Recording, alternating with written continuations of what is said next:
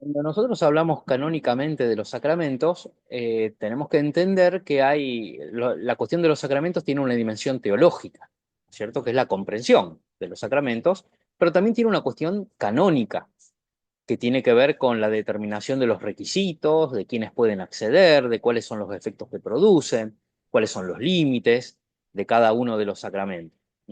Y esta regulación canónica, como hemos visto en muchos temas, tiene una dimensión o un aspecto vinculado con el derecho divino, vinculado con el derecho natural, pero también y mucho vinculado con el derecho eclesial o el derecho humano. Es decir, la Iglesia a lo largo de los siglos ha regulado materias vinculadas a los sacramentos. ¿Mm? Yo les traje, digamos, para de alguna manera comenzar con este tema, para que veamos la problemática que tiene, una nota publicada en el año 2013 en un periódico que dice: presidente de los obispos italianos da la comunión a notorio transexual en el funeral de sacerdote marxista. Resulta que había fallecido un sacerdote muy afín al comunismo, con ideas marxistas, que trabajaba mucho con la comunidad gay y lésbica, ¿no? Y cuando este obispo, que es presidente de la conferencia episcopal, celebra la misa de las exequias de este sacerdote, empieza a dar la comunión y se le para adelante un transexual, ¿no? Y fíjese que hay toda una cuestión de definir de qué hacemos, digamos, ¿no? ¿Mm? ¿Corresponde que reciba la comunión? ¿No corresponde que reciba la comunión? Y bueno, ese tipo de materias o ese tipo de cuestiones es la que tiene que regular el derecho canónico, entendiendo que hay una dimensión canónica, jurídica, respecto de lo que es lícito o no, y una dimensión pastoral que tiene que ver con lo que es conveniente o no, que también. Muchas veces en este sentido la legislación canónica, en lugar de establecer obligaciones o prohibiciones, prevé algún tipo de recomendación o elementos para decidir con prudencia ante las situaciones concretas. En un caso como este, nosotros sabemos, por ejemplo, que hay determinadas condiciones para recibir la comunión, que si una persona no reúne esas condiciones, no debiera recibirla ni se le debiera dar, siempre que el que la administra tenga certeza de la inexistencia de esas condiciones, pero que además, así prevén las normas canónicas, debe evitarse el escándalo de negarle a alguien que ya está ahí adelante la comunión, sino que hay que arbitrar otros medios para que no se llegue a situaciones como es.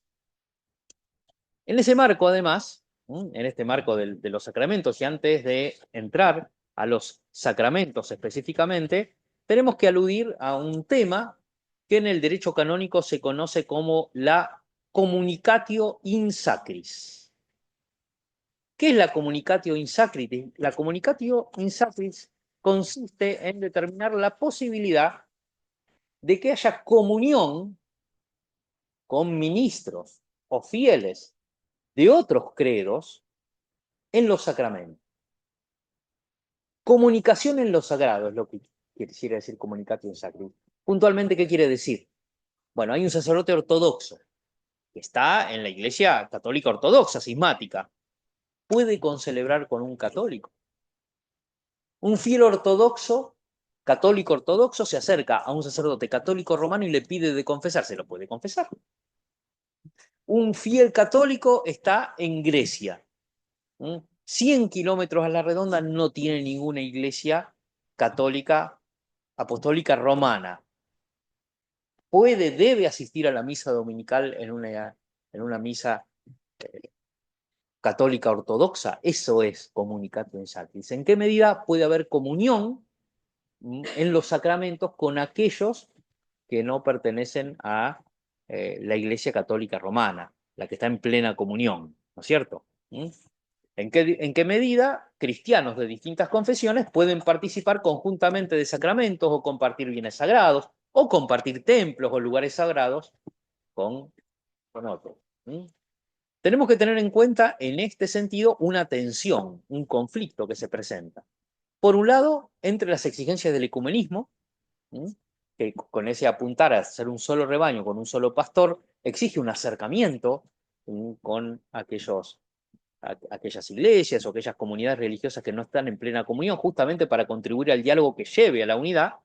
Existe también la tensión con el respeto por la libertad civil religiosa, que a veces existe en muchísimos estados, pero al mismo tiempo la necesidad de garantizar la verdadera unidad. Porque estar con alguien al lado no quiere decir que haya unidad, ¿no? Rezar con alguien que está rezando no quiere decir que haya unidad. Y en segundo lugar, la necesidad de evitar peligros para la fe, evitar que puedan sembrarse dudas o equivocaciones en estas materias.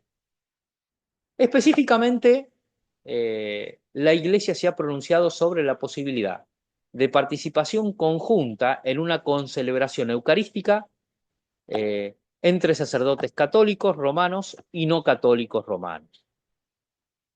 El Papa Juan Pablo II, en una encíclica llamada Ecclesia de Eucaristía, dice que no es lícito. Precisamente porque la unidad de la Iglesia, que la Eucaristía realiza mediante el sacrificio y la comunión en el cuerpo y la sangre del Señor, exige inderogablemente la completa comunión en la fe, los sacramentos y el gobierno eclesiástico, no es posible concelebrar la misma liturgia eucarística hasta que no se restablezca la integridad de dichos cultos. O sea que sacerdotes católicos, romanos y otros sacerdotes de otros credos celebren juntos la misa, Juan Pablo II dice no, porque no estamos en plena comunión como para compartir el sacramento de la comunión. Distinto es la cuestión vinculada con la participación de los fieles. Y acá lo regula el Código de Derecho Canónico. El canon 184 dice que los ministros católicos, como regla, solo deben administrar los sacramentos a fieles católicos y esto solo recibirla de aquellos bajo pena de ilicitud, no de invalidez. Es decir, sería una falta, un pecado, un ilícito, como regla, porque después está la excepción, las excepciones, que un sacerdote católico le administre sacramentos a un fiel no católico romano, o que un fiel no católico romano los reciba de un sacerdote no católico. Pero tiene excepciones, que tienen que ver con algunos sacramentos y algunas situaciones. ¿Cuáles son esas excepciones? Primero tenemos un fiel católico que le pide sacramento al ministro no católico. El Código de Derecho Canónico dice que esa petición puede ser lícita cuando se trata del sacramento de la Eucaristía, de la penitencia y la unción de los enfermos. Solo esos tres. Siempre que se trate de un ministro de otra iglesia cuyos sacramentos sean válidos. O sea, que respeten la materia y la forma, básicamente. Y siempre que haya necesidad, o al menos una utilidad espiritual especial.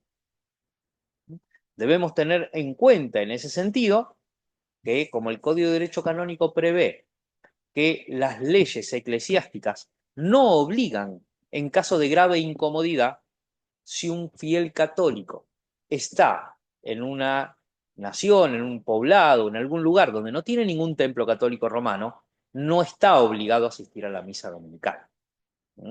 Por lo cual no comete pecado si no lo hace.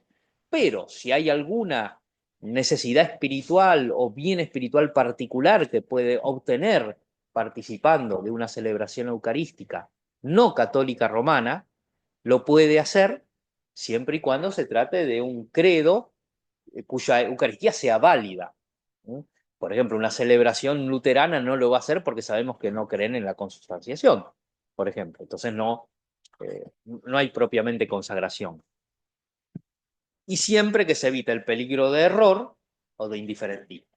Esas son las condiciones que pone el Código de Derecho Canónico. Pero, de nuevo, si hay una necesidad o una utilidad espiritual y no resulta posible recibirlos de un ministro católico, un fiel católico podría recurrir a un ministro no católico romano para recibir la Eucaristía, la penitencia o la unción de los enfermos de otro credo en el cual estos sacramentos sean válidos.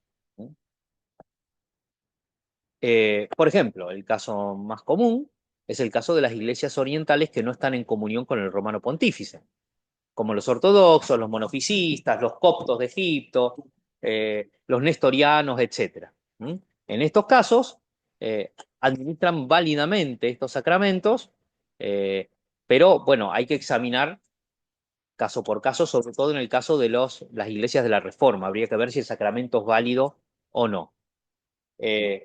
Solo con estos tres sacramentos: Eucaristía, reconciliación o penitencia y unción de los enfermos.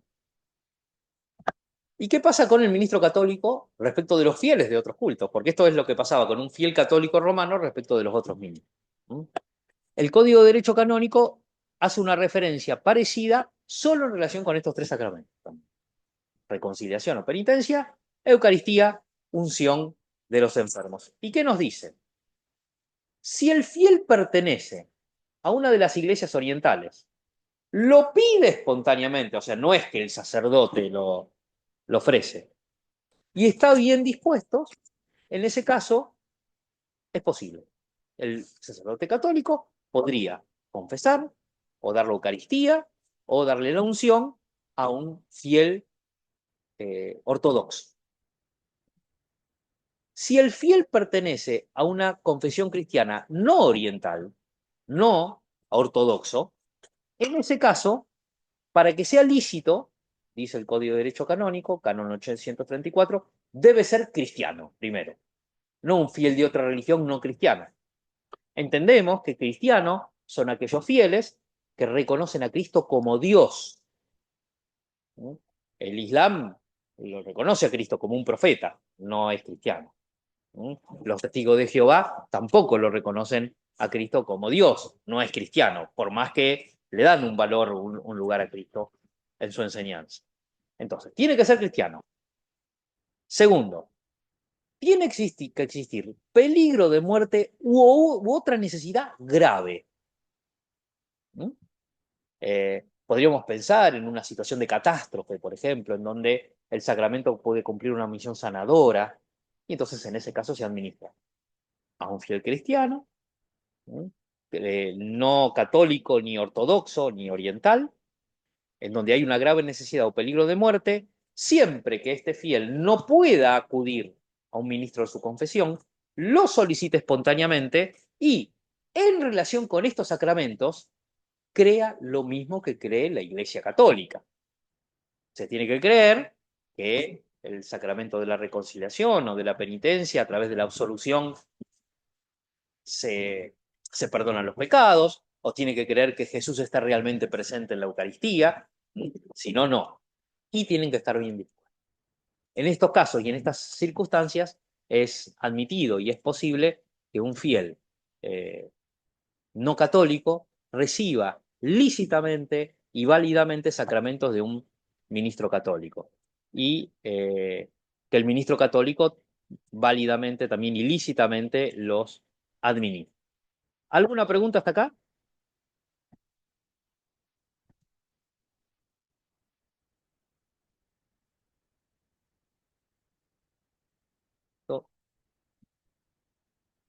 Vamos ahora un poquitito con el culto. Bueno, ya estamos en hora. ¿Ustedes quieren que dejemos acá? Pues no sé, Matías. Bueno,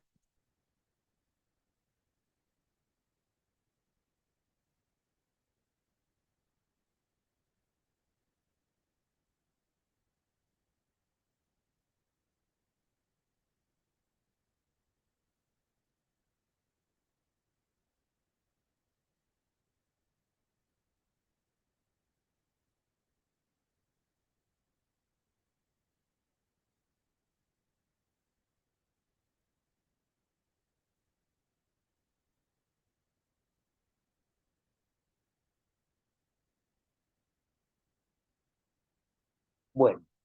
El culto divino. Antes de entrar después a los sacramentos en particular, tenemos que hablar del culto divino en general, que está regulado también en el Código de Derecho Canónico. Un libro de los 4 del Código de Derecho Canónico está dedicado a la función de santificar de la Iglesia, libro cuarto. Eh, este libro cuarto nos lleva a pensar y a entender que esto es una cuestión en donde el derecho canónico se acompaña o se complementa con la teología sacramental y con la teología moral también. Y que es distinto del derecho litúrgico, que regula los ritos. El Código de Derecho Canónico no regula ritos, no regula ceremonias. El misal no está regulado en el derecho canónico ni previsto en el derecho canónico. Las normas litúrgicas son diferentes, pero no tienen que contradecir el Código de Derecho Canónico, sino, en principio, prevalece el Código de Derecho Canónico. Nosotros podemos entender que los sacramentos, recordamos, fueron instituidos por voluntad fundacional de Cristo, pero producen efectos jurídicos también. Por ejemplo, el bautismo produce el ingreso a la iglesia, ¿no? La condición de fiel con derechos y deberes y obligaciones. Y que la iglesia se organiza en torno de los sacramentos como caminos de santificación y de circulación de la gracia divina, caminos privilegiados o canales privilegiados. Es importante, porque está regulado canónicamente, conocer cuáles son las exigencias para que un sacramento sea lícito, cuáles para que sean válidos, cuáles para que den fruto, que no es lo mismo. Porque un sacramento puede ser válido pero no lícito, puede ser válido y lícito pero no dar fruto porque falte algún tipo de predisposición que no le quita validez, pero hace que no produzca todos los frutos que pudiera producir. Para que la liturgia sea lícita y en algunos casos válida, hay exigencias canónicas. Primero se tiene que ofrecer en nombre de la iglesia. Entonces hay algo que tiene que ver con la intención. Por otro lado, la persona que la realiza tiene que ser legítimamente designada para hacerlo. Y los actos a través de los cuales se lleva adelante tienen que ser actos que estén aprobados por la autoridad de la iglesia. Es importante en este sentido distinguir niveles de participación en la liturgia que tiene que ver con la jerarquía que hay en la iglesia, los clérigos y los demás fieles, y además los grados del sacramento del orden que distinguen a los obispos de los demás ministros del sacerdocio, de los presbíteros y de los diáconos. El Código de Derecho Canónico prevé la obligación de preparar convenientemente a los que han de recibir el bautismo y la confirmación, la preparación propia. Trae consideraciones sobre la fe del ministro. ¿Es necesario que un ministro tenga fe para que el sacramento que administra sea válido? Tenemos que distinguir la validez de la licitud de la fructuosidad o del fruto. Tanto del ministro sagrado como del que participa. Sabemos que los sacramentos operan ex opere opera, o sea que actúan por la fuerza misma de Cristo. Por eso no es necesario que el ministro tenga fe para que sea válido el sacramento. No es necesario. Pero en algunos sacramentos sí es necesario que tenga fe el que lo recibe, como por ejemplo el sacramento de la reconciliación o la penitencia. Si no cree el que recibe el sacramento, no es válido el sacramento como tal. Pero para que dé fruto siempre es necesaria la fe.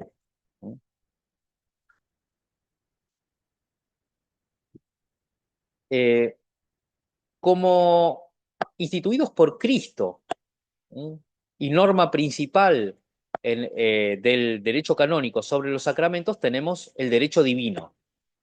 Pero la Iglesia puede determinar elementos, alcances, requisitos, que después vamos a ver, vamos a analizar. Por ejemplo, los padrinos. ¿Son necesarios? ¿No son necesarios? ¿Es válido un bautismo, una confirmación sin padrinos o no es válido? ¿Quiénes tienen que ser padrinos? Si alguno de los padrinos no reúne los requisitos, quita licitud, quita validez, todo eso es legítimo que el derecho canónico eclesiástico lo establece. En este sentido, tenemos que tener claro que requisitos de validez solo los puede establecer la autoridad suprema de la Iglesia, el romano pontífice o el colegio episcopal. Solo el romano pontífice o el colegio episcopal establecen condiciones de validez de los sacramentos. Un obispo puede establecer reglas sobre cómo celebrar la Eucaristía en su diócesis, cómo celebrar la reconciliación o la confesión, pero no puede establecer ningún requisito que haga inválida la Eucaristía o la reconciliación. Es decir, los requisitos de licitud y los de rito sí reconocen la intervención de la conferencia episcopal o del obispo, pero no la validez. Solo la sede apostólica puede establecer nuevos sacramentos, interpretar los sacramentos que hay, suprimir o modificar algún requisito de validez de los sacramentos. Los ritos, en cambio, o las fórmulas se pueden acomodar, pueden variar y los obispos pueden adaptarlas también siempre y cuando no afecte la validez. Aunque no lo dice expresamente, está supuesto en el derecho canónico un derecho de todos los hombres de recibir el bautismo, si están bien dispuestos, y los demás sacramentos necesarios para la salvación. Porque está implícito en el deber de buscar la santidad. La Constitución Lumen Gentium del Concilio del Vaticano II dice que los laicos tienen derecho a recibir abundantemente de los pastores sagrados, de entre los bienes espirituales de la Iglesia, de manera principal, la palabra de Dios y los sacramentos. Esto estaba en la ley fundamental de la Iglesia, en ese proyecto de constitución de la Iglesia que al final no salió. Y consecuentemente, si los laicos, como todos los fieles, tienen ese derecho, los ministros tienen la obligación de brindarlos, entendiendo que nunca se puede denegar un sacramento a nadie, siempre que lo pida oportunamente, cuando corresponde, si está bien dispuesto y si es legítimo lo que solicita. Es un derecho y un deber recibirlo. Pero existen algunas exigencias de algunos sacramentos que no son solo de derecho positivo, sino de derecho divino. Por ejemplo, el propósito de enmienda para que sea válida la reconciliación está en muchas previsiones que el mismo Jesús intervino cuando dice vete y no peques más, digamos, está ya previendo la necesidad de que haya un propósito de enmienda para que pueda ser ese perdón realmente válido. Después, hay algunos otros exigencias o requisitos que tienen que ver más con una constatación del sacramento que una negación. Por ejemplo, si el penitente se niega a hacer una parte que le corresponde en el signo sacramental. En ese caso, el sacramento no se puede administrar. O, por ejemplo, que la situación de pecado grave es incompatible con la Eucaristía. Cuando se dice en la iglesia que, bueno, para acercarse a comulgar, las personas tienen que estar en gracia de Dios, tienen que estar bien dispuestas o confesadas si no lo han estado, no es que se esté excluyendo o negando el sacramento a un fiel, sino que se está constatando una condición objetiva que está prevista como requisito para acceder. Aunque el pecado grave es indemostrable, en ese sentido nadie podría objetarlo. Esto como condiciones generales del culto divino que tiene que ver con la práctica sacramental. Después vamos a empezar a ver los sacramentos, específicamente los aspectos más importantes, un poco más rápido, bautismo, confirmación, penitencia, Eucaristía, orden sagrado y unción, para detenernos porque es el que más canónicamente atención ha recibido, que es el matrimonio. Así que con esto termino.